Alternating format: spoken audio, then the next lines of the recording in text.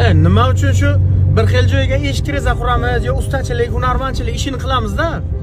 Shu o'rta hol o'zimizga o'xshagan odamlar masalan pulini oldindan tayyorlab qo'yib, sразу pulini to'laydi. Lekin ba'zi bir joyga boramiz, puldan problema yo'q. Shuna milliarderskiy bir 10-15 ta mashinasi bor.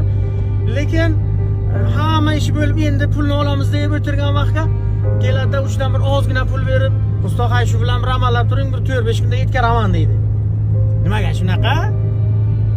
Yo'q masalan, hay 4-5 kundan keyin telefon qilsangiz agar yo telefonni olmaydi, yo telefonni kod qilib qo'yadi, yo ba'zi 1-2 sekund olib, ha usta men hozir bir joy yig'ilishdaman, bir joydaman, tuta deydi-ku. Nima qiladi? Nima shunaqa fint qiladi? Yo'q masalan bir haftalardan keyin telefon qilsangiz bu nima lo, telefon qilib beraman-da deb nidavonlayam bo'ladi-da. Nimaga shunaqa? Bizga ham o'z havas bor, rizg'or bor. To'g'rimi? Nima uchun shu bir xil joyga ish kiriza quramiz yo ustachilik, hunarmandchilik ishini qilamizda.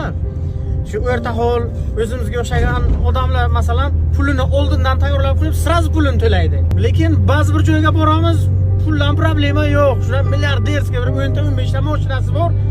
Lekin